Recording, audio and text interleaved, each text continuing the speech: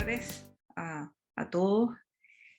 Vamos a continuar con nuestro ciclo de actividades académicas de los posgrados de Paraguay y el Hospital Domingo Luciani de Venezuela. Hoy corresponde hablar sobre los estudios complementarios de fisiología anorrectal. Esto es un tema de verdad que a veces un poquito engorroso, puede ser un poquito difícil, sobre todo para los chicos que están iniciando en coloproctología, pero nosotros necesitamos familiarizarnos con este tipo de estudios, puesto que yo siempre dije que lo que nos diferencia muchas veces de un médico general que opera, un cirujano general que opera la patología anorrectal, de nosotros, aparte de nosotros aprender a operar con cierta o con mayor finura, pues también está el hecho de conocer la parte de fisiología anorrectal. Entonces, bueno, vamos a iniciar, y lo primero es que les voy a hablar de fisiología anorrectal. Y la función normal del ano y del recto va a consistir en una integración compleja de componentes tanto neurológicos, miógenos, anatómicos y hormonales. Y se debe poseer conocimiento de los mecanismos normales que son tanto la defecación como la continencia, ya que estos procesos van a ser claves y de ellos va a depender la integridad tanto funcional como anatómica de los músculos del piso pélvico y del sistema nervioso, de manera tal que nosotros, si este tipo de funciones no actúa de manera correcta, vamos a tener trastornos como son la incontinencia y el estreñimiento. Durante los últimos años han habido un gran número de avances científicos que han permitido el desarrollo de nuevos métodos a la hora de evaluar tanto la integridad anatómica como estructural y funcional de los esfínteres anales, piso pélvico y tracto gastrointestinal. Y de eso específicamente es que nosotros vamos a hablar en este momento. Nosotros tenemos que tener presente que tenemos factores asociados a la continencia, factores de tipo anatómico, factores de tipo mecánico, el volumen y la consistencia de las heces, la función del recto como reservorio y todos los componentes sensoriales. Lo vamos a ver al detalle en las siguientes imágenes. Dentro de los mecanismos de la continencia, nosotros tenemos en primer lugar los factores anatómicos, que incluyen tanto el esfínter externo como el esfínter interno en primera instancia, el esfínter interno produciendo aproximadamente el 50-85% de la presión de reposo del canal anal, y el esfínter externo, a pesar de lo que, sobre todo para los R1, a pesar de lo que pudiéramos pensar, el esfínter externo en reposo solo provoca un 10% de la continencia. El otro porcentaje lo dan los paquetes hemorroidales, que son aproximadamente un 15 a un 20% de la continencia. Todo esto va a producir dentro del canal anal que él ya tenga una presión de reposo alrededor de 60 milímetros de mercurio. Existen también factores mecánicos, y dentro de esos factores mecánicos tenemos la angulación entre el recto y el canal anal, que produce una acción contráctil continua de los músculos puborectales.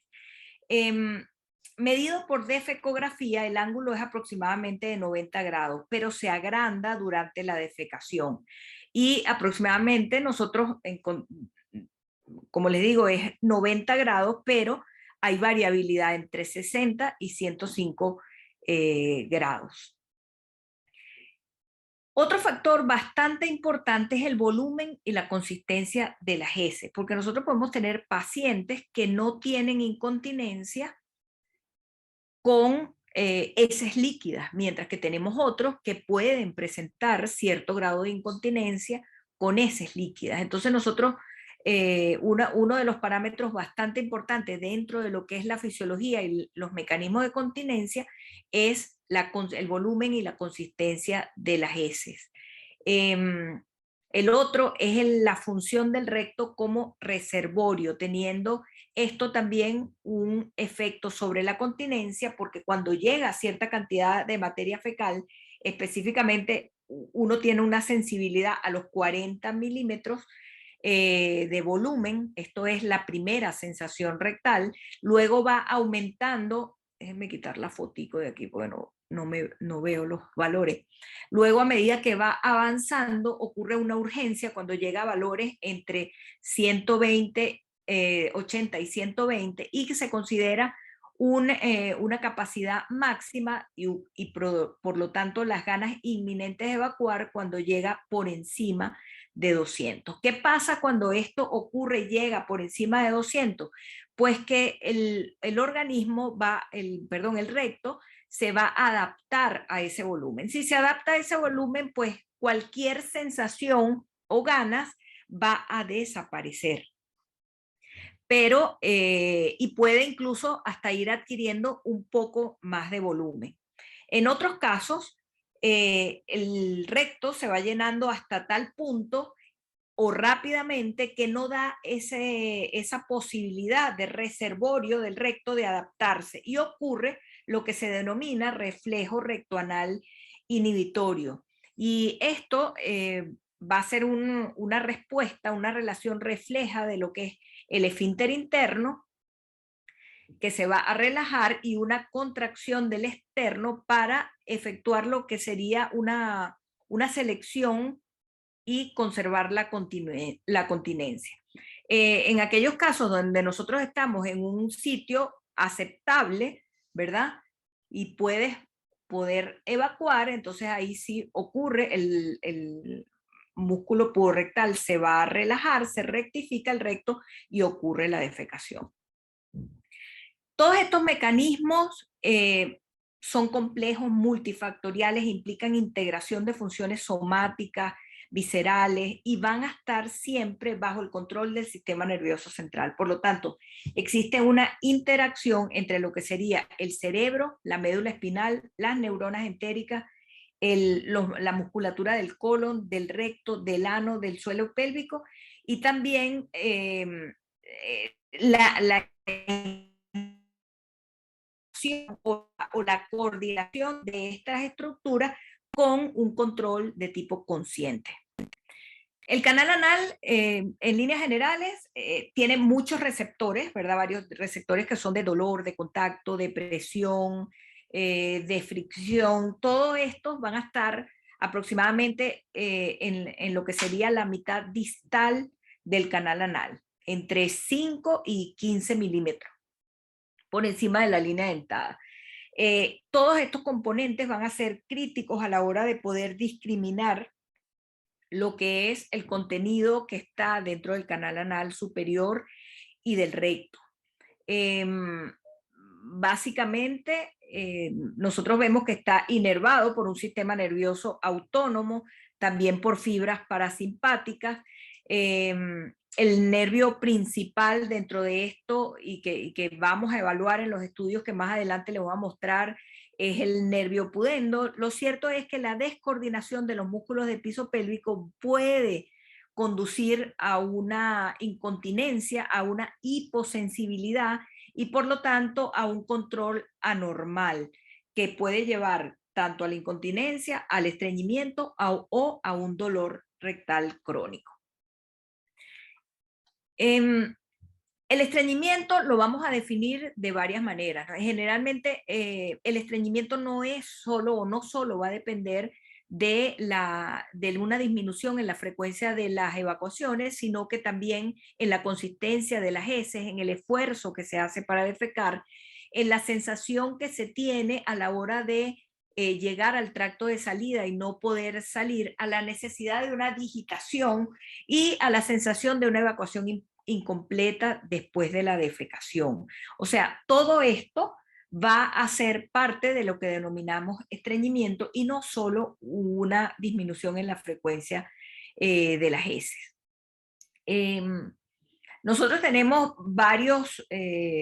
hay dos enfoques a la hora de clasificar lo que sería el estreñimiento. Uno es el hecho por la Sociedad de Gastroenterología, en donde los divide en 3 tipos: estreñimiento de tránsito normal, estreñimiento de tránsito lento y disfunción del piso pélvico o trastornos defecatorios. Es necesario que ustedes tengan en cuenta que existen estos 3 tipos de pacientes, porque cada uno de ellos va a meritar una evaluación. Los trastornos defecatorios se definen por síntomas intestinales y pruebas anorrectales indicativas de alteración de la evaluación anorrectal. Así como les dije que había una manera de clasificarlos, que eran los criterios de la Sociedad Americana de Gastroenterología, ¿verdad? Y que se hacen como, esta clasificación se hace tanto por pruebas anorrectales como pruebas de tránsito colónico. Los estudios epidemiológicos, y lo tienen que tener en cuenta, y los ensayos farmacéuticos utilizan los criterios de Roma. Esto más adelante en otras clases lo vamos a tratar más al detalle, pero aquí quiero que solamente se lleven con el concepto de que o los clasificamos por todas las pruebas, la clínica y las pruebas, o por los, a nivel de estudio se hace por los llamados criterios de Roma, que básicamente son sintomatología. Ya va, déjenme admitir a alguien. Ahí. Ok. Los trastornos anorrectales y del piso pélvico son enfermedades relativamente prevalentes que van a afectar el 10 al 25% de la población. Si el paciente tiene síntomas persistentes o refractarios anorrectales, es ahí cuando se deben hacer pruebas fisiológicas de acuerdo con las últimas guías. Cuando nos piden, hay una gran batería de exámenes que podemos solicitar, ¿verdad? Estudios de fisiología anorrectal, pero les digo que la manometría anorrectal y la prueba de test de expulsión del balón se denominan como el gold estándar en la mayoría de las disfunciones del piso pélvico. Por lo tanto, esta prueba es una de las donde más voy a hacer hincapié aquí, para que el residente más o menos se vaya con una idea acertada de qué es lo que buscamos y qué es lo que nosotros encontramos en estos casos. Cuando se habla de fisiología, son realizadas de manera rutinaria en un laboratorio de fisiología anorrectal. Ellos nos van a hablar, tanto como les he dicho, del componente neurológico, de lo que es la parte sensorial, del anatómico, de la función anorrectal. ¿Qué pasa con estos estudios? Pues existe falta de estandarización de los protocolos, porque en muchas de las pruebas, y las pruebas en sí mismas no son difíciles de realizar, pero el médico está poco familiarizado con ellas. Entonces existe cierta barrera para su aceptación, o sea, tú no quieres hacer lo que tú no conoces.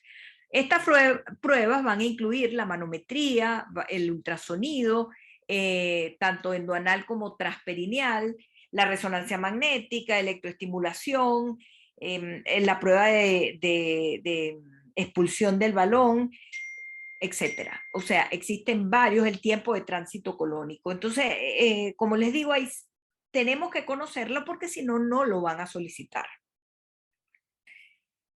La manometría, básicamente les dije que era prácticamente el gold estándar para este tipo de disfunciones.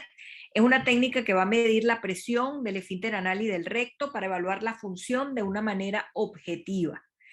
Es el primer estudio, se los dije, y hay diferentes equipos, diferentes marcas comerciales.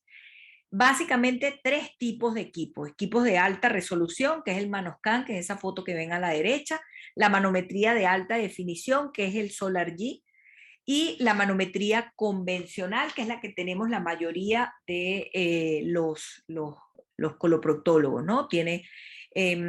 Cada uno de estos tienen básicamente 3 componentes. Esos 3 componentes son un catéter sensorial, que puede ser axial o radial; un sistema de traducción, que puede ser sólido, líquido o aire. El sólido, el único sólido que está en el mercado es ese del Manoscan.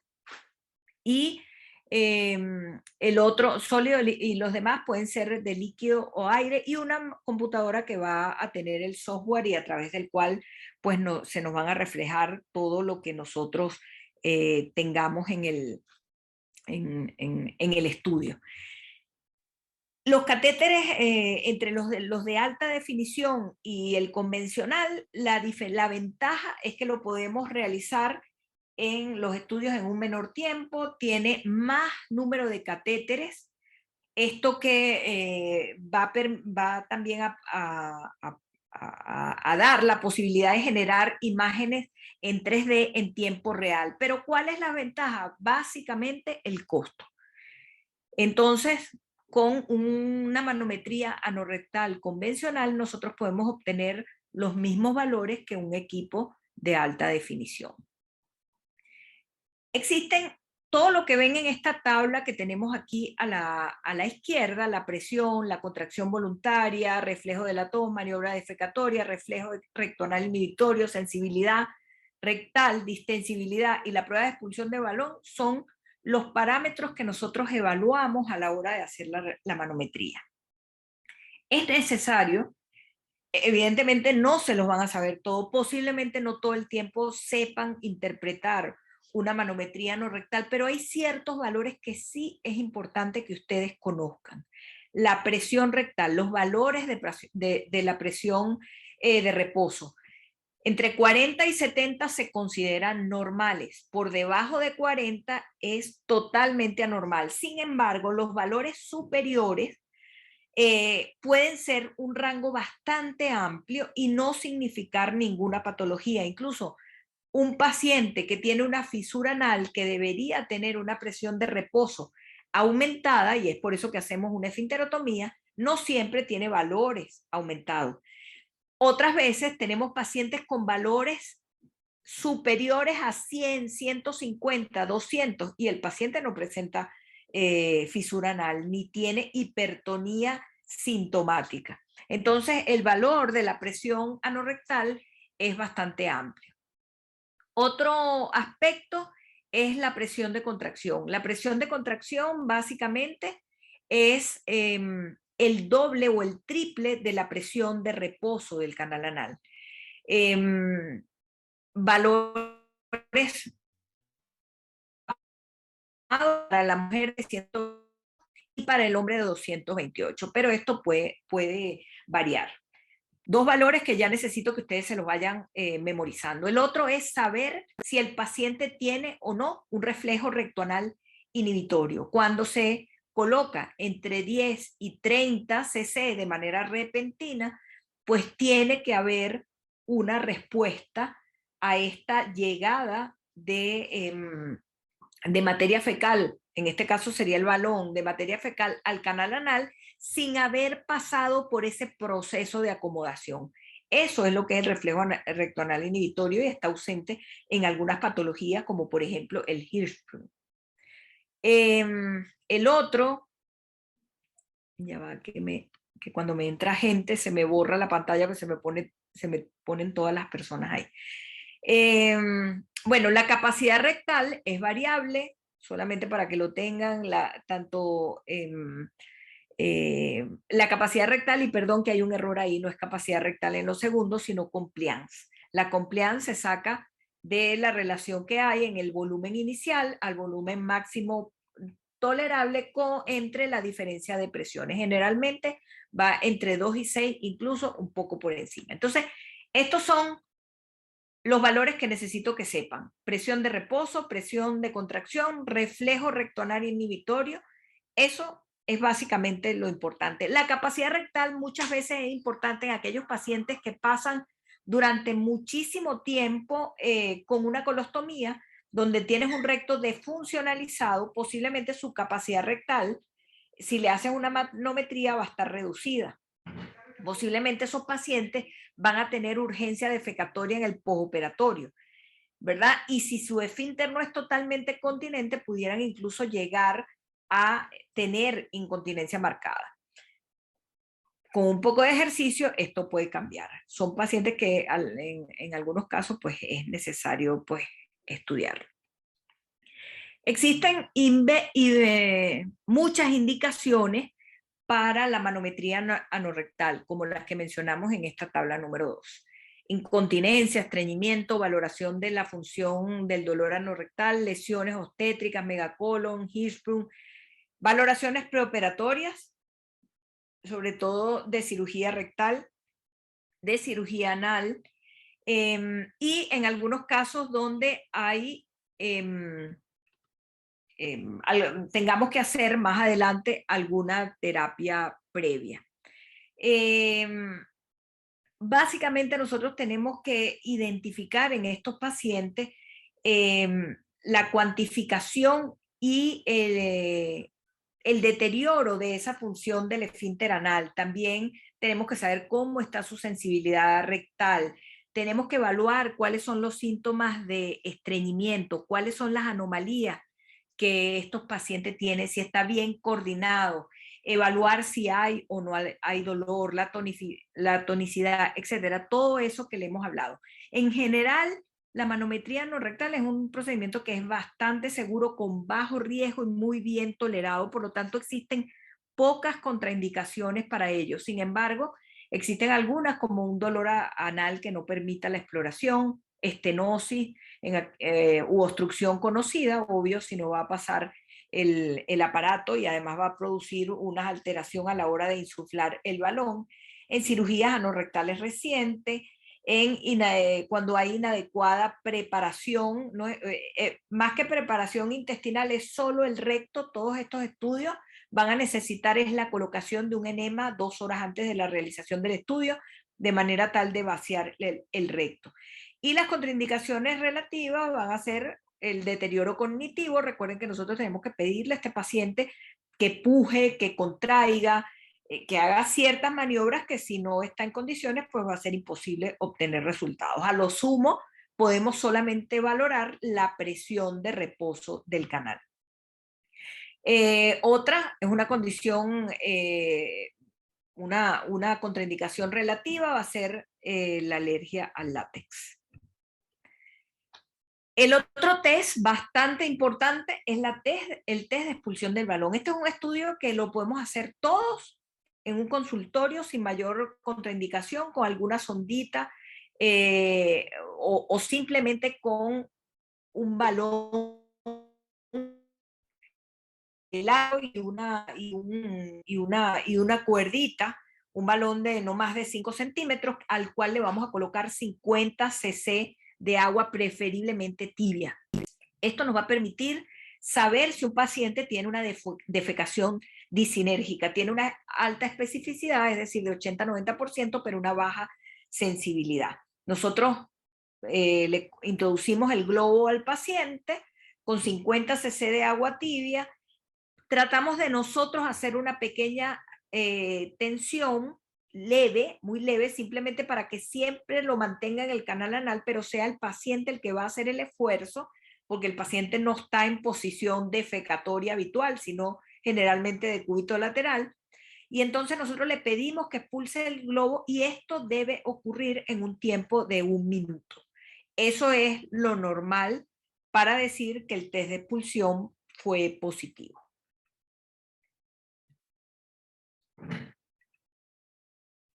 Este es un estudio que resume un consenso de un grupo de trabajo internacional de fisiología no rectal, junto con lo que es la clasificación de Londres de los trastornos anorrectales, y para lo que sirve, y por eso se los traigo, solo para que tengan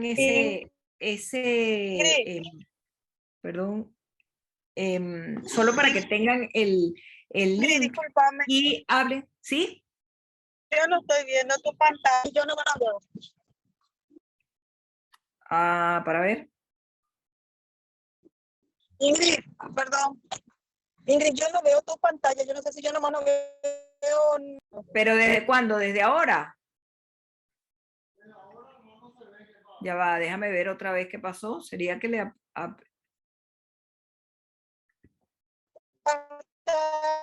Cuando... ¿Ahora? Yo veo perfectamente tu pantalla. Ya va, pero estoy aquí. Debe ser. Lo que pasa es que como estoy tratando de incluir personas porque estoy de coanfitriona, ahora sí. le di a dejar de compartir y no me di cuenta. No, pero no te preocupes, yo estoy emitiendo todo en email. Ok. Yo te emito Esta fue la todo. última imagen que vieron, ¿verdad? Esta fue la última.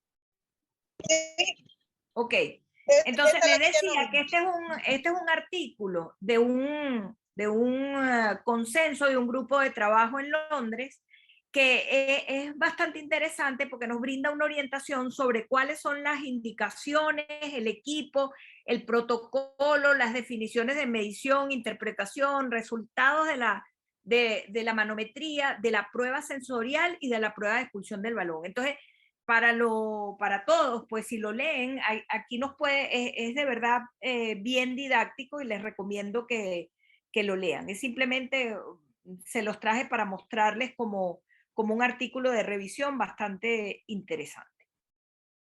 El otro procedimiento que debo mencionarle es el ultrasonido anorrectal. Es un procedimiento bien tolerado que aporta datos al médico con respecto a la integridad del esfínter anal, tanto interno como externo, el púo rectal. No amerita ningún tipo de preparación.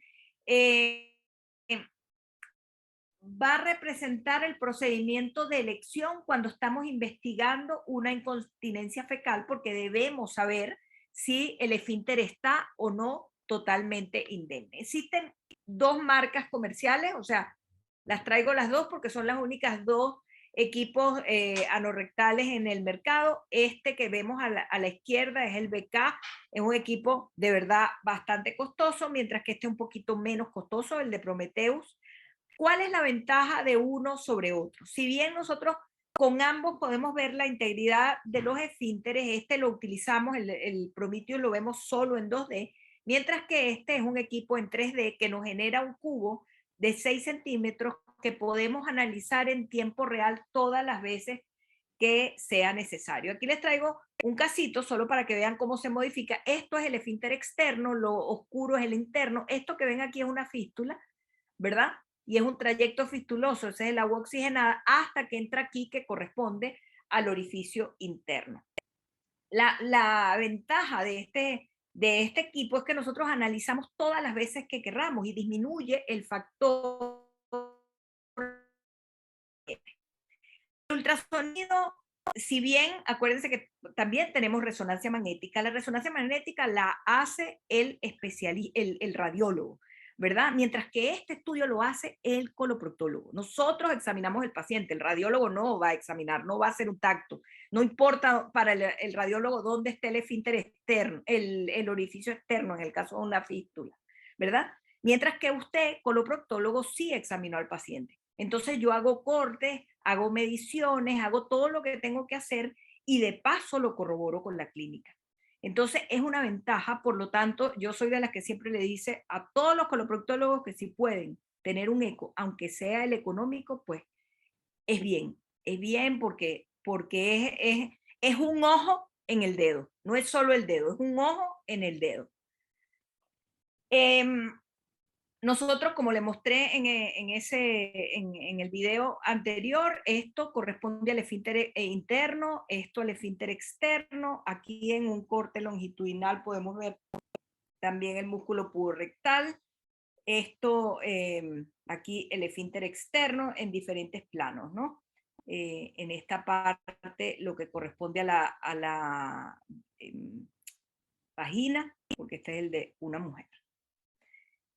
¿Cuáles son las indicaciones? Bueno, evaluación de patologías de tipo anatómico, patología del esfínter, rectocele, colporrectocele, intussusección, enterocele, histerocele, cistocele, asimetría de las estructuras del suelo pélvico luego del parto, sobre todo, en algunos casos de postoperatorio cuando se han usado mallas para reparaciones anales y también en diagnóstico de patología de origen funcional, como es el anismo, y algunas que son ya más de utilidad para el urólogo, como es posición y movilidad del cuello de la vejiga y la longitud y movimiento del cuello de la uretra. Este estudio solo demuestra que mientras más ultrasonidos tú hagas, por supuesto que va a aumentar la precisión. Es decir, la práctica va a aumentar cada vez más la precisión de los estudios que tú, ¿no? Ahora vienen dos estudios que se usan poco, simplemente los traigo para que los conozcan, los residentes los tengan en cuenta, existen, y es primero la electromiografía, que va a registrar la actividad eléctrica que se origina en la musculatura del esfínter anal. Hay dos tipos, el de aguja o el de contacto. En este tenemos nosotros el que es de aguja y se muestran las partes del músculo del esfínter externo y del pubo rectal, y se ven ahí las posiciones tanto de los ángulos de inserción de la aguja. Los que ven aquí más corticos son superficiales y estos más profundos. Este es un estudio que es doloroso, se usa muy poco. Generalmente electromiógrafos o fisiatras pues tienen este tipo de equipo. Está indicado en algunos casos, sobre todo cuando nosotros queremos evaluar el nervio pudendo. Este otro es un tipo de electromiografía un poquito menos doloroso el estudio, porque no tiene, o menos engorroso realmente, porque no tienes que meter las agujas. Es un estudio, miren, más complementario, sobre todo cuando tú tienes un ultrasonido donde hay mucha fibrosis y no puedes diferenciar lo que es musculatura de fibrosis. Entonces, en esos casos estaría indicado la solicitud de una electromiografía, pero ya de este tipo, ¿verdad? De la que es concéntrica en aro. Otro estudio que muy poca gente tiene, el electrodo de St. Mark, es el que permite la evaluación del tiempo de latencia motora del nervio pudendo. Los valores normales aceptados están por debajo de 2.4 milisegundos. Tú puedes correlacionar esto con la manometría, entonces prácticamente la manometría ha desplazado el uso de este tipo de dispositivos. Esto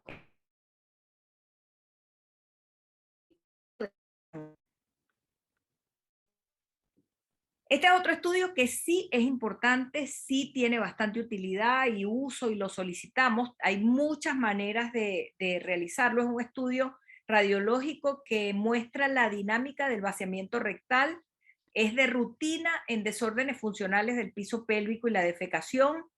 Importantísimo cuando tenemos o detectamos un enterocele previo a una cirugía de piso pélvico. Tenemos que hacer o aplicar 100 a 150 cc de una pasta que es una mezcla de un puré con bario, y también debemos colocar contraste hidrosoluble en la vagina, y se toman radiografías o se hace fluoroscopia o se hace a través de una resonancia magnética.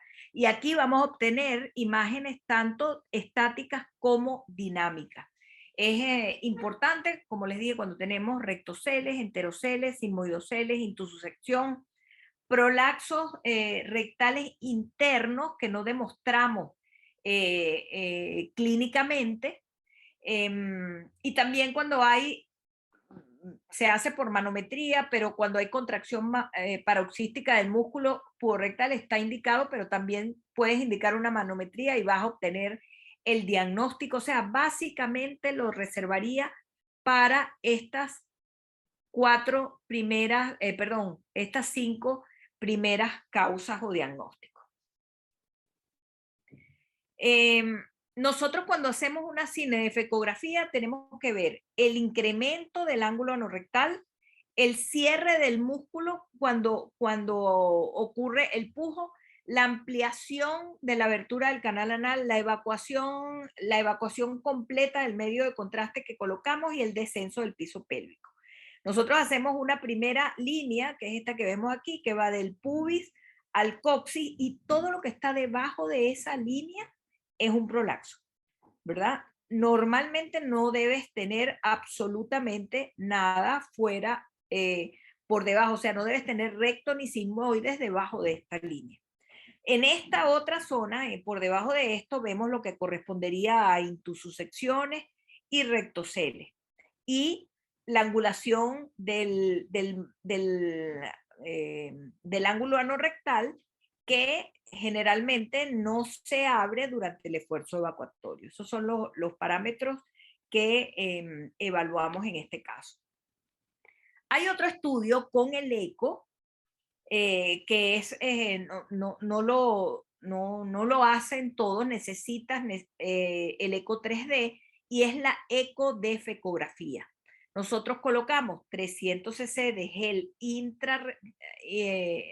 intrarrectal, perdón, 180 cc de gel intrarrectal, son 3 jeringas de 60, y le vamos a pedir al paciente que haga un esfuerzo evacuatorio. Esperen un momentico que creo que cuando le di clic, se quedó el video ahí. Bueno, lo cierto es que coloco 100 cc de gel intrarrectal y voy a ver, como ven en esta parte, esto es un estudio normal. Yo le pido al paciente que haga un esfuerzo evacuatorio y la vagina no debe subir más de 2 milímetros. Mientras que cuando yo estoy en un rectocele, esto sube por encima de 2 milímetros. Me sube de 2 a 4, es un rectocele grado 1, de 4 a 6, es un, perdón, de 2 a 6, y es un rectocele grado, perdón, para ver, hasta 2 es normal, de 2 a 4 es rectocele grado 1, de 4 a 6 es un rectocele grado 2, y más de 6 es un rectocele grado 3. Vean aquí cómo yo puedo al paciente también saber si hay un anismo. Le pido que puje y el ángulo debe abrirse, ¿verdad? Esto es lo normal. Mientras que si un paciente tiene anismo, este ángulo se me cierra. Por lo tanto, yo también puedo probar o diagnosticar una contracción paradójica del músculo puborectal con este estudio. Con el 3D, con el 2D también se puede hacer, pero la valoración es diferente. Sin embargo, este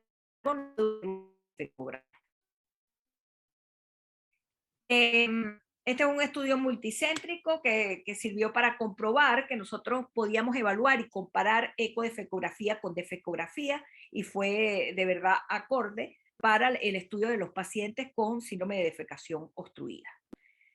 Ya casi por terminar, tenemos el tiempo de tránsito colónico. Los estudios con marcadores radioopacos, desafortunadamente, se han publicado más de 10 métodos que involucran la administración o de un solo marcador o de varios marcadores. Hay muchísimos. Entonces esto no ha permitido hacer una estandarización de la prueba. Sin embargo, existen dos principales. Esos dos principales son el simple y el segmentario. El simple, nosotros damos una cápsula que puede tener 20 o 50 marcadores y le mandamos a hacer radiografías el día 4 o el día 6 después de ingerido ese marcador, o el día 5 y 7. O sea, hacemos 2 radiografías. En el caso del segmentario, nosotros daríamos 3 cápsulas, hoy, mañana y pasado, ¿verdad? Esos marcadores van a ser diferentes. O sea, unos son bolitas, otros son un palito, otros son marcadores totalmente diferentes. Y hacemos placas los días 4 y 7 o los días 5 y 9. Si ustedes se ponen a ver, nosotros pretendemos ver marcadores el día 4, y un paciente, si pasa 4 días sin evacuar, pudiera ser normal o anormal. Si yo encuentro menos de un porcentaje, o sea, si yo encuentro 10% el día 4, posiblemente lo puedo considerar normal si el paciente no me da no me refiere heces duras, que tiene que hacer un pujo intenso, ¿verdad? Que las características de las heces son normales.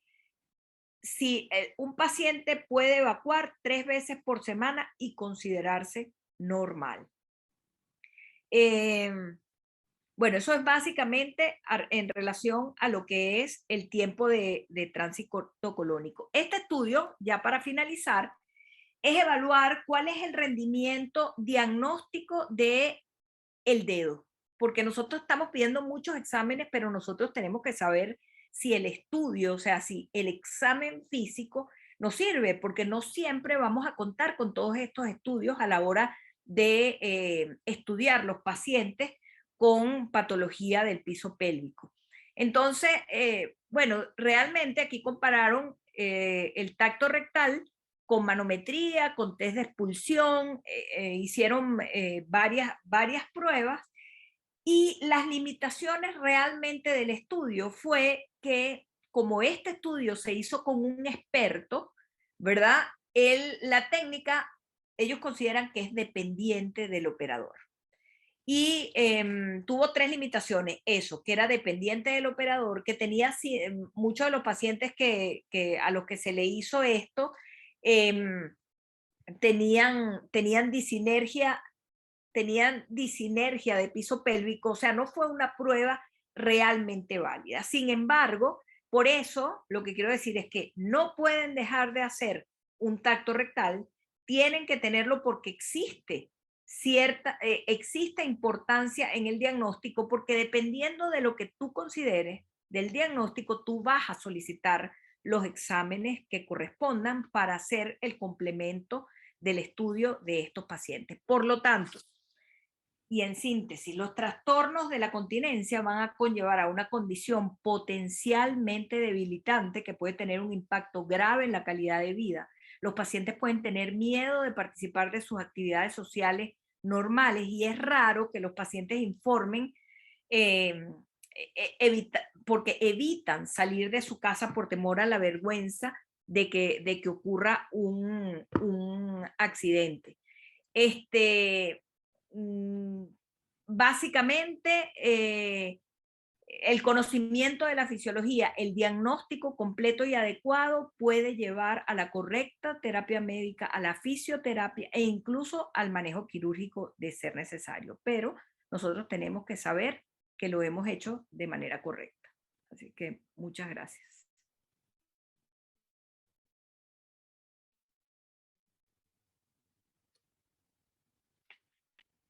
Dejé de compartir.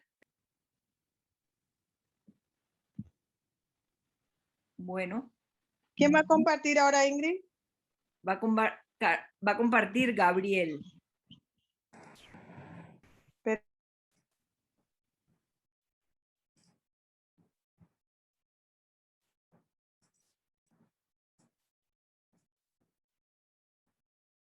¿Se ve? Buenas tardes. ¿Se ve la presentación?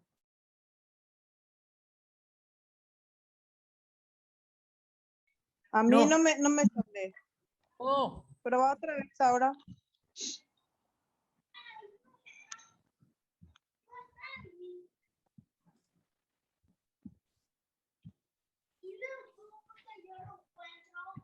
Ahora sí. ¿Y ahí? Ahora sí.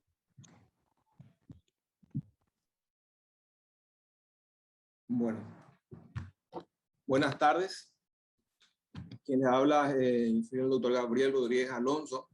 Y continuando con el tema del día de hoy, ¿verdad? De fisiología ano rectal y sus estudios complementarios, vamos a presentar el material que traemos para compartir con todo el equipo y el día de hoy.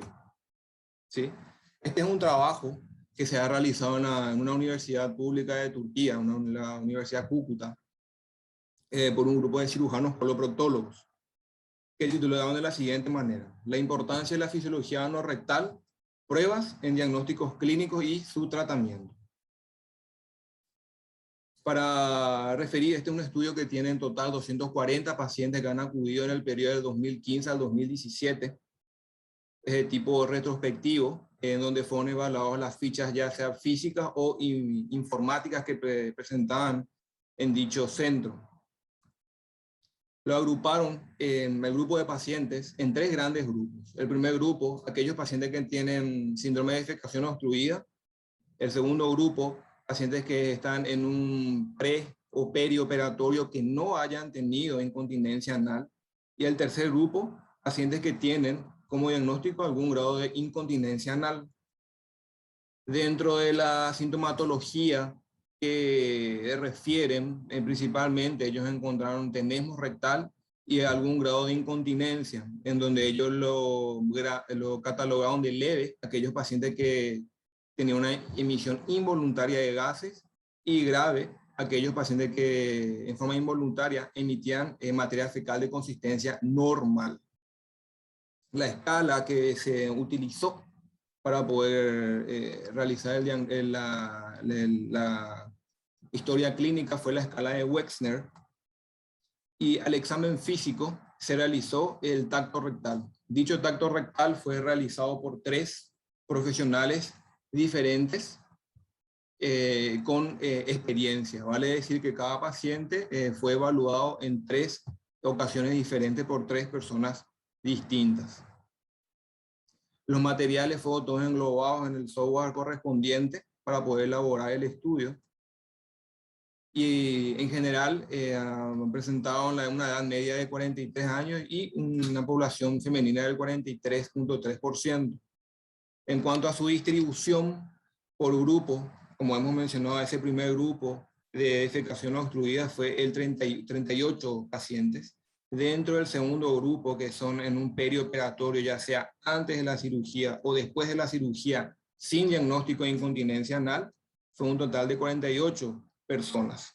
Aquellos pacientes que tenían algún grado de incontinencia anal, ya sea neurológica, traumatológica o de otra etiología, conllevaron un total de 154 pacientes. Evaluando los resultados que tienen este estudio, primeramente, al realizar la exploración física, se ha encontrado que mayoritariamente se encontraban en el grupo 3, que es el que tiene la mayor cantidad de pacientes, el grupo que presentaba mayor cantidad también de esfínter a la impresión subjetiva, era un esfínter con una tonalidad disminuida, normal o aumentada.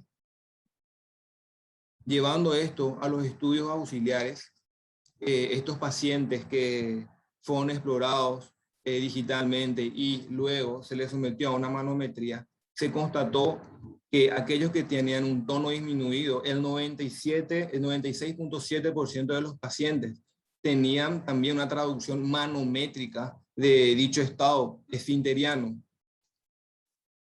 En el segundo punto, si bien es cierto, todos los pacientes fueron examinados físicamente, todos los pacientes fueron sometidos a manometría, no así con los otros estudios auxiliares.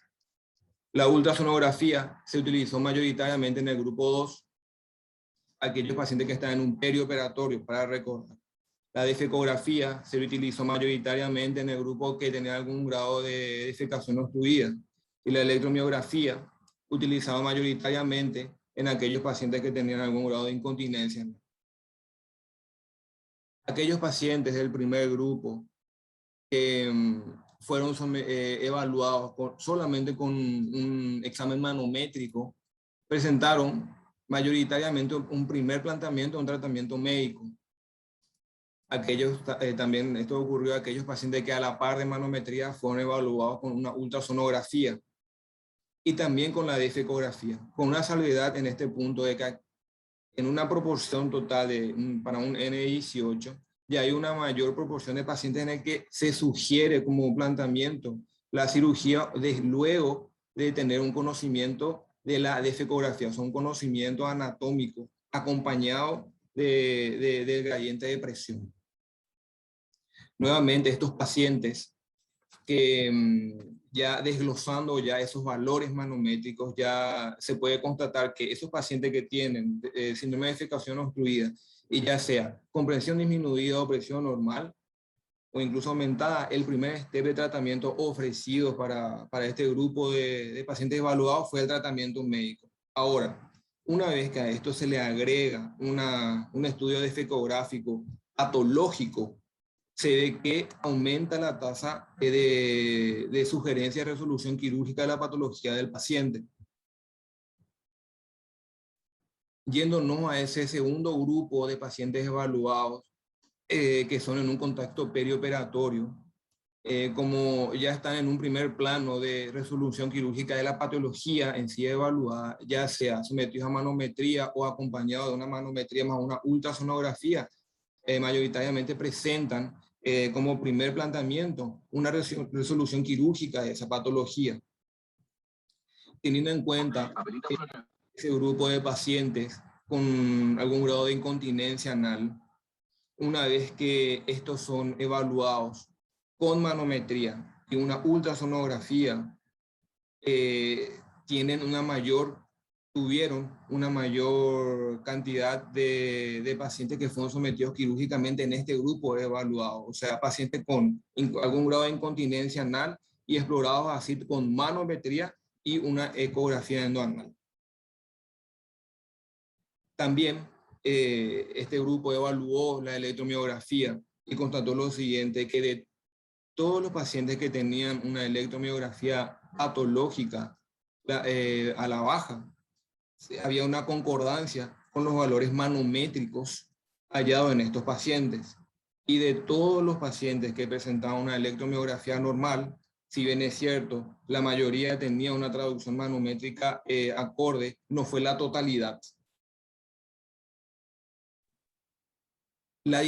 En cuanto a lo que es la discusión de este artículo, es que la homogeneidad en cuanto a la distribución etaria fue constante. O sea, no hubo una diferencia estadísticamente significativa en los grupos etarios evaluados en ese estudio. Si bien es cierto, la mayor cantidad de pacientes evaluados en un global fue del sexo masculino, se vio que al evaluar por sector, en el grupo 1 y en el grupo 2 se presentaba mayor cantidad de mujeres.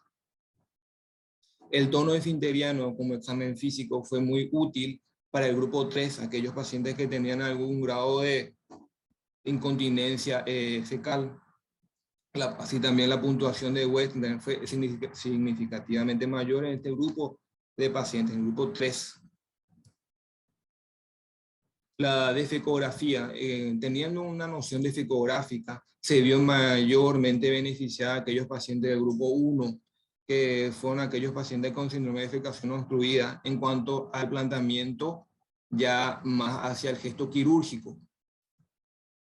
Teniendo también así la electromiografía, se vio que en el grupo 3, que son pacientes que tienen algún grado de incontinencia, arrojó una mayor utilidad en cuanto al conocimiento o no, ¿verdad?, de esa transmisión nerviosa en dicha región. Y en cuanto a la ecografía endoanal, concluyen que ellos pudieron encontrar el esfínter en todos los pacientes que fueron sometidos a una ecografía endoanal en el 80% de los casos, concluyendo que depende de la experiencia del colega que está realizando dicho estudio. Concluyen de la siguiente manera, que los estudios auxiliares que dentro del contexto de la fisiología anorrectal son sumamente útiles para poder traducir esas quejas subjetivas del paciente en algo objetivo y tangible.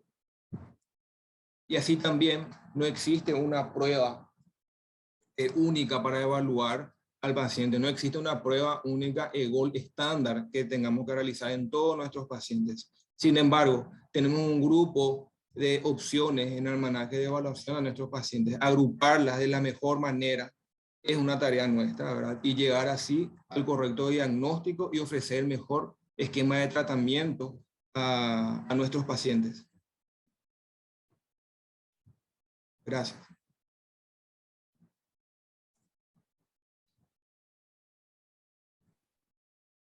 Gracias, Gabriel. ¿Hay alguna pregunta hasta ahora? ¿Algún comentario? ¿Alguien que quiera hablar?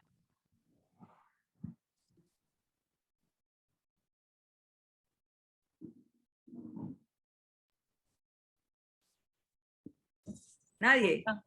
Cero preguntas. Levante la mano, querida. Dale. No veo las preguntas. Bueno. Dale. La mano. ¿Eh? No veo la mano. La Dale. verdad que pregunta no es. Ahí Estefanía también levantó la mano. Ok. Pregunta, la verdad que no, sinceramente la clase estuvo excelente, muy didáctica. Recalcar nomás que los estudios de complementarios no son individuales, o sea, son así como le llaman, estudios complementarios. Probablemente uno necesita de otro. Aclarar que la manometría no diagnostica lesiones esfintéricas, puede suponer o puede establecer una correlatividad con lesiones esfintéricas. Lo que sí establece es el tono del esfínter anal, ya sea con hipotonía o hipertonía. Y cuando tenemos ciertas asimetrías, podemos presuponer o podemos establecer que hay una compatibilidad con algún tipo de lesión esfintérica que probablemente será confirmada por otro método auxiliar de diagnóstico. Muchas veces la asimetría puede deberse no solamente a lesiones esfintéricas, sino a presencia de fibrosis o algún tipo de otro tipo de lesiones. ¿Qué significa asimetría? Cuando las presiones varían en los diferentes puntos de la circunferencia anal. Entonces ahí podemos hablar de una asimetría y quizás en un punto encontremos una presión mucho más disminuida que en otros puntos, entonces presuponemos que ahí podría establecerse una lesión anal o quizás la presencia de alguna fibrosis, tipo la fibrosis post lesiones obstétricas, por ejemplo.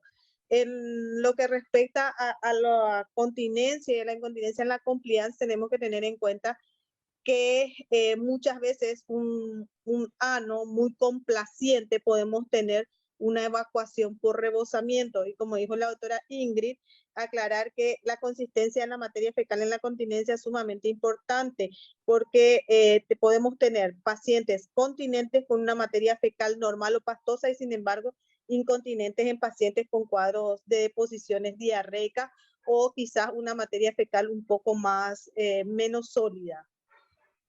Y que era otra cosita que iba a aclarar, que la escala que nosotros usamos generalmente es la de Wessner, que tendríamos que saber todo, sobre todo los residentes, manejar esa escala o tener por lo menos a mano al fin, a modo de conocer. Y que el tacto es sumamente importante, no suple los estudios funcionales, pero sí es lo que nos indica qué tipo de estudios vamos a pedir, porque como ya se explicó, no podemos pedir todos. Debemos seleccionar qué vamos a pedir o cuáles se van a complementar necesariamente. Y el examen físico es lo que nos da a presuponer cuál es el estudio que en ese momento presupone una mayor importancia, una manometría, una ecografía, y que todos estos estudios son mucho más sensibles cuanto más experiencia tiene el operador. Y lo importante es que sean realizados por coloproctólogos.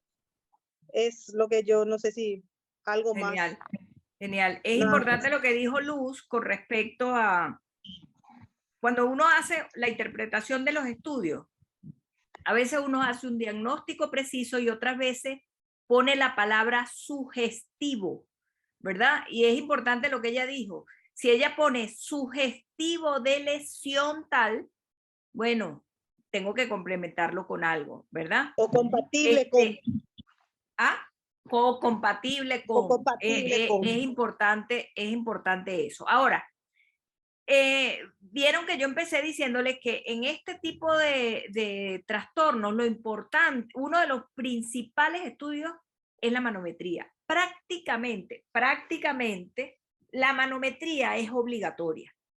Ahora, yo tengo un paciente con incontinencia, sin ningún tipo de antecedente quirúrgico y sin ningún tipo de parto, no ha tenido parto, perdón, ni cirugías abajo, absolutamente nada. Si bien también les dije que el principal estudio en incontinencia es el eco, pero si el paciente no tiene antecedentes, yo estoy segura que tiene que tener el ano indemne, ¿verdad? El esfínter indemne, si el paciente no tiene ningún antecedente. Entonces, vamos a la manometría primero. Pero si el paciente tiene antecedente quirúrgico, ahí no haríamos una manometría primero. Primero buscamos ver la lesión esfinteriana, si existe o no, y después irnos al otro lado. Es importante, o sea, uno tiene que ir yendo por pasos y también, porque hay que estandarizar, no estandarizar, porque, bueno, cada quien tiene estandarizado su protocolo, ¿verdad? Pero uno se tiene que ordenar con eso de manera tal de no mandar a hacer estudios innecesarios al paciente, ¿vale? Estefa. Bueno, primero darle las gracias, doctora, porque esta es una clase que creo que es fundamental para el coloproctólogo y creo que no hubiese podido ningún residente dar una explicación tan magistral como la que usted nos ha dado con esta clase en tan pocos minutos. Yo quería hacerle una pregunta a Gabriel y es con respecto precisamente a la manometría. La manometría, las indicaciones de si hacerla o no hacerla en algunas patologías es bastante discutible y bueno, es motivo de discusión para distintos coloproctólogos. Entonces quiero poner a Gabriel en el contexto de él como coloproctólogo especialista pasando consulta. Tiene un paciente con una fisura anal. ¿Qué criterios tendrías tú, Gabriel, para indicarle a este paciente que tiene una fisura anal la realización de una manometría? Es decir, ¿cuáles pudieran ser los criterios de hacer este estudio al paciente con fisura? ¿Es una condición indispensable hacerlo o no hacerlo? Tomando en cuenta que no tienes el manómetro tú en tu consultorio, sino que tienes que indicarle hacer este estudio al paciente por X causa o por el criterio que tú tengas como coloproctólogo. No sé si me expliqué en la pregunta. Estás pasando tu consulta, tienes un paciente con una fisura anal y tú no tienes manómetro. ¿Tiene indicación este paciente de mandarle a hacer una manometría? ¿Qué indicaciones pudiera tener un paciente para hacerle la solicitud de este estudio? Sí. Antes que nada, gracias por la pregunta, doctora Estefanía. Y primeramente me tomaría en cuenta el examen físico. Si tengo un paciente que está con un dolor, constato la fisura y está con dolor, a ese paciente yo no le voy a realizar o solicitar la manometría. Sin embargo, si tiene al examen físico se constata la fisura anal y permite una exploración no dolorosa y constato un cierto grado de disminución del tono, por así decirlo, a ese paciente sí le pediría un estudio manual. Hola, te fuiste, Gabriel. Hola. Ahí te escuchamos otra vez. ¿Te escuchó mi respuesta? Sí, se escuchó. Sí, escuchamos. Ok, tú dices, me comentas que un paciente que tú le veas una fisura anal, pero que tenga una hipotonía, pudiera ser un criterio de mandarle a hacer una manometría. Sí, doctora, yo le pediría a este paciente. Ok, ¿hay algún lo que quiero dar a entender o sea, explicarte es eso. Si de repente, si nosotros tuviésemos el manómetro a la mano, como quizás en algunos otros países lo tuvieran y pudiéramos hacerle a todos los pacientes con fisura una manometría, pues eso sería la situación ideal. Pero no siempre existiría el criterio de que un paciente con fisura tengas que hacerle una manometría. Porque se supone te puedo ayudar con eso, si tú haces un examen físico, evidencias la fisura y hay hipertonía del esfínter, pues se supone que este paciente tiene una fisura y los valores manométricos pudieran estar alterados, ¿no? Entonces, sí, una de las condiciones pudiera ser esta, que el paciente tenga una fisura y esté con un esfínter al examen físico hipotónico, pudiera solicitar una manometría, sería una situación especial. ¿Existiría alguna otra situación en donde tú tuvieses el criterio de pedir una manometría como como una situación indispensable para estudiar a este paciente con fisura o solo a un paciente con una hipotonía? O pacientes que tengan un tono normal también, doctor. Eh, ¿Se acuerdan de el ano de riesgo? Sí, pues, totalmente. Aquello, Pero yo creo que ese tema, Estefan, lo vamos a ver cuando hablemos de fisura anal, ¿no crees? Exacto. pero Sí. quiero, Ingrid, dejar algo Ok. claro, porque Dale, así como Luz. está quedando, Que está ya va, quedando como- antes de que la doctora haga el comentario, no quería hacer énfasis en fisura ni hablar de fisura, sino simplemente pues dejar en el aire el comentario de que si bien la manometría es un estudio que nos puede ayudar al coloproctólogo a hacer diagnóstico de múltiples enfermedades, no siempre la tenemos a la mano y no siempre es indispensable tener que hacerle la manometría al paciente para poder ofrecer una terapéutica. Eso era lo que Bueno, quería, a eso yo- iba dirigida mi pregunta, quiero- doctor Luz. quiero aclarar un poquito eso, porque primero que está un poco el concepto de cuándo hacer una manometría en una fisura, está un poco equivocado en lo que acaba de expresar Gabriel. Primero que la fisura no siempre cursa solamente con hipertono. Puede cursar con hipotono y puede cursar con un tono normal.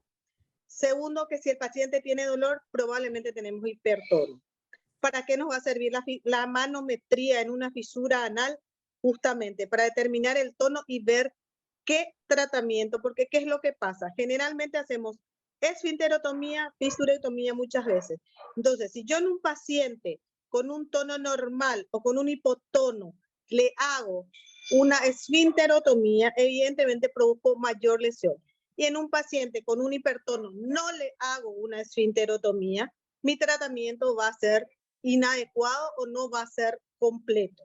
Entonces, tener los conceptos de cuándo expedir. Es cierto que con el tacto muchas veces podemos determinar un hipertono, un hipotono o incluso un tono normal, pero esto no es exacto. Hay estudios que demuestran que tenemos al tacto un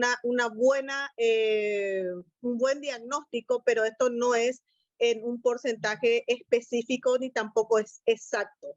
Entonces, cuando es más importante pedir, incluso cuando tenemos un dolor esfintérico, que el paciente va a tolerar una manometría porque la sonda es sumamente pequeña y no causa daño y no produce dolor, que cuando tenemos un hipotono, porque si vos sentís al tacto y te impresiona hipotónico, evidentemente ya no le vas a hacer una esfinterotomía.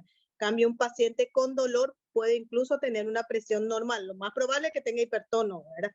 Entonces, de ahí es la utilidad. Si no tenemos al alcance, lógicamente usamos lo que tenemos al alcance. Pero la indicación precisa de una fisura es justamente si sospechamos de un hipertono o un tono normal donde nos cuesta definir eso.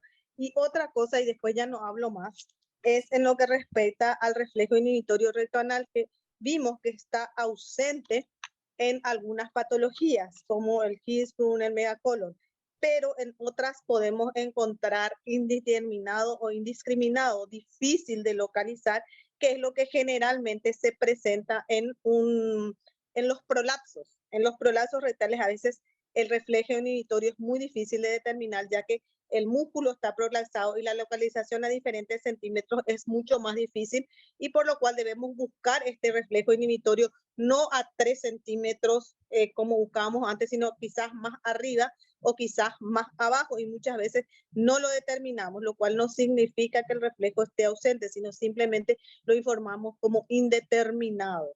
Nada más lo que quería aclarar y ya no hablo. Ya que nos dimos la cuerdita con lo de la fisura, y eso es un tema que siempre es medio complicado, Estefanía sabe que hicimos manometrías en muchas fisuras, ¿verdad? Primero, o sea, yo le quiero preguntar, aquí hay muchos coloproctólogos en esta clase de hoy, y si uno tiene una herida ahí en el canal, en la entrada del ano, tú de una vez ya pones una contracción solamente de mostrar el guante al paciente. Entonces, yo no puedo decir que tiene una hipertonía, no lo sé, ¿ves? Entonces, realmente estoy de acuerdo con Luz en el sentido de que no es eso lo que me va a decir que voy a hacer, si voy a mandar una manometría o no. Existe un concepto de lo que es ano de riesgo. Son las mujeres, antecedentes quirúrgicas, fisura anal recidivada, etcétera, etcétera. Por eso les dije que eso lo vamos a ver después. A eso tenga Sí, de riesgo. supuestamente contracción o no, a esos pacientes tienen indicación de hacerle manometría. Posiblemente nosotros hacíamos algo, yo le ponía tratamiento médico al paciente y luego de una semana de tratamiento médico le mandaba a hacer la manometría. ¿Por qué? Porque había muchos pacientes esos que medio mejoraban, pero pasaban 15 días, 6 semanas de tratamiento médico y ahí no, y tarde o temprano lo iba a terminar operando, ¿verdad? Mientras que habían otros que respondían y no pasaba nada, bueno, pero se hicieron la manometría. Eran pacientes que tenían a esos pacientes de riesgo siempre debemos hacerle una manometría. El dedo, mira, yo por lo menos en la fisura anal, sí le he hecho a pacientes tacto y lo saben, intento, pongo así, asomo el dedo y veo si el dedo me va a pasar. Era porque muchas veces hasta por trabajos y cosas que estábamos haciendo. Si medio tengo una resistencia, ni se intenta. Esos pacientes tienen hipertonía, así que difícilmente yo he tocado, o sea, clínicamente yo he sentido una hipertonía, porque no podría meter el dedo. Sin embargo, hay pacientes de eso a los cuales le pude meter el dedo y las presiones en la manometría eran por encima. Incluso 40-70 es la presión de reposo normal, porque tengan en cuenta que en la entrada, el que el paciente tenga una contracción, ese es el esfínter externo, y esa no es la presión de reposo, esa no es la presión que tú necesitas en una fisura anal, necesitas la del esfínter interno. Y o sea, esas presiones de reposo varían desde pacientes que tenían con una fisura 200 hasta pacientes que tenían 70. El 70 es normal alto y el 200 es extremadamente alto. No sé si me entiendes, o sea, es muy subjetivo lo del tacto y de hecho hay estudios que hablan de la subjetividad del tacto rectal.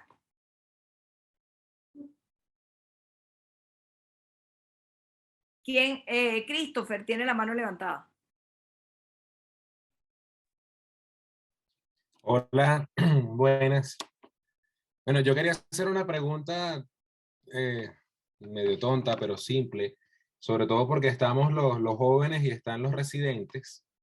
Usted en su experiencia, que ha ido trabajando con diferentes equipos, que ha ido armando su laboratorio de fisiología no rectal, como lo hizo aquí en Venezuela y de nuevo lo hizo en Paraguay y lo completó, ¿cómo aconseja? O sea, sabemos que todas las herramientas, todos los equipos tienen su valor diagnóstico y sobre todo en orientación, pero más o menos para los que estamos comenzando a formar nuestra propia consulta, nuestros equipos o en el ambiente hospitalario también pudiera ser, más o menos en qué orden considera usted por cuál pudiera tener más uso. Yo considero que el eco se puede utilizar más para ciertas patologías o la manometría o en base a su experiencia. De estos ¿Cómo lo estudios que te hizo? nombré, ¿Cómo lo hizo o cómo le gustaría verlo hecho? me gustaría haberlo hecho como lo hice. Eco, manometría, colonoscopía, que no la nombré aquí, ¿verdad? Pero también, y si tú no haces colonoscopía como pasa en Venezuela, que no sea que el cirujano, no todos los coloproctólogos hacen colonoscopía, tienes que tener a la mano un gastroenterólogo que te haga la colonoscopía en tu unidad, ¿verdad? Eso es necesario. Al tener manometría ya tienes el test del balón, que eso lo vas a hacer todo el tiempo, la test de pulsión. El eco es necesario y la defecografía, de esa sí vas a tomar mano del radiólogo, ¿verdad? Pero básicamente manometría y eco si vas a tener una unidad. Yo sé que no todos los coloproctólogos pueden tener todos los equipos, ¿verdad? Pero generalmente se agrupan y llegan a tener, pues, todos los... Pueden tener por lo menos esos dos estudios que son fundamentales. El tener un eco y una manometría te cambia la perspectiva como coloproctólogo. A mi manera de ser. A menos que te vayas a dedicar a operar cáncer de recto. Ok, vete para tu cáncer. Pero si vas a operar orificial y prolaxo, tú tienes que estar pero súper familiarizado con esas dos cosas.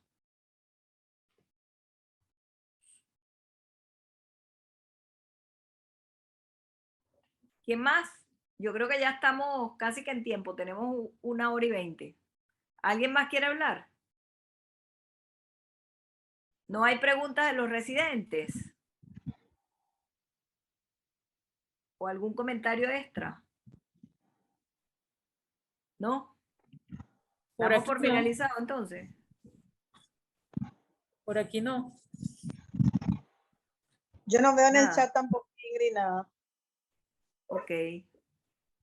Bueno, nada, la idea, como dije al principio, es que sobre todo nuestros chicos tengan idea de cuáles son los estudios, sepan lo que existe y sepan cuáles son las indicaciones. A medida que vayamos viendo cada uno de los temas y las patologías, pues haremos hincapié en cada uno de ellos, pero lo que no queremos es que cuando lleguemos a hablar de fisura anal, vamos a hablar de la manometría como si no supiéramos qué estudio es, ¿me entienden? Entonces, por eso la importancia de esta clase previa, para que, bueno, ya saben por dónde va la mano para las siguientes clases, ¿ok? Y cuando Bueno, hablemos de fístula, no saber qué es una eco, ¿verdad? claro, ya sabemos lo que es eco. Entonces, sin embargo, ahí vamos a tener un tema especial cuando hablemos de fístula, O sea, porque vamos a hablar, acuérdense que ahora la resonancia magnética tiene muy buenas imágenes y hay algunos especialistas que sí se dedican y trabajan de la mano. Eso es lo más importante, que trabajen de la mano del coloproctólogo con esta patología. Porque si no te describen cosas que tú, pues no te dicen nada, no te sirven para nada, ¿verdad? Y lo que necesitamos es que la resonancia magnética nos oriente y nos ayude a resolver mejor nuestras patologías. ¿Ok? Bueno, terminamos, nos vamos. nos vamos. Ok. Nos vemos el próximo lunes por este mismo canal.